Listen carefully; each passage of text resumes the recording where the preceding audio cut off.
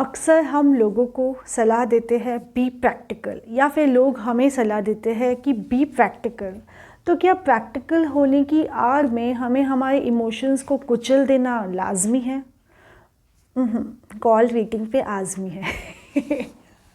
बिल्कुल भी लाजमी नहीं है। जब हम अपने डिसीजंस लेने के लिए दोनों साइड को इवैल्यूएट करते हैं तो इमोशंस को कुचल कर डिसीजन लेना लाजमी बिल्कुल नहीं है, और सिर्फ इमोशनल होकर डिसीजन लेना भी लाजमी बिल्कुल नहीं है।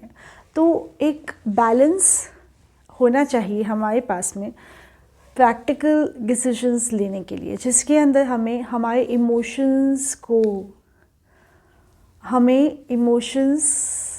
का गला नहीं घोटना, इमोशंस को क्रश नहीं करना, क्योंकि वो क्रश्ड इमोशंस से लिया हुआ सो कॉल्ड प्रैक्टिकल डिसीजन हमें बाद में इतना ज़्यादा रिपेंटेंस क्रिएट करता है कि वो रिपेंटेंस हमारी मेंटल हेल्थ को बहुत ज़्यादा बिगाड़ देता है। वो रिपेंटेंस हमें ये सिखाता है कि हमने उस टाइम पर पता नहीं किस बात की इन्फ्लुएंस में आके कोई गलत डिसीजन ले लिया था। तो अगर कोई ऐसा डिसीजन है जो आपने बहुत ही इम्बैलेंस तरीके से लिया है, तो अब उसको आप बैलेंस करने की कोशिश कीजिए। Whatever has been done, but अब उसके आगे क्या?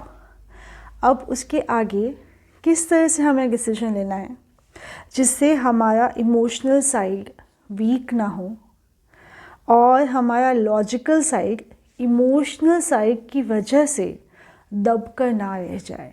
तो दोनों ही एस्पेक्ट बहुत इम्पॉर्टेंट है, और इसीलिए एकदम क्विकली कोई डिसीजन नहीं लेना चाहिए। टेक सम टाइम, मेडिटेट, अपने आप को शांत कीजिए ताकि आपके सारे वो जो भी न्यूरोलॉजिकल इम्बैलेंसेस डेवलप हो रहे हैं, वो जितने भी एंग्जाइटी क्रिएट हो रही है, जितना आपका हार्ट बीट का पल्स रेट आपका अगर इंक्रीज़ हो रहा है डिसीजन लेते समय, तो मान कर चलिए कि वो डिसीजन गलत होने वाला है।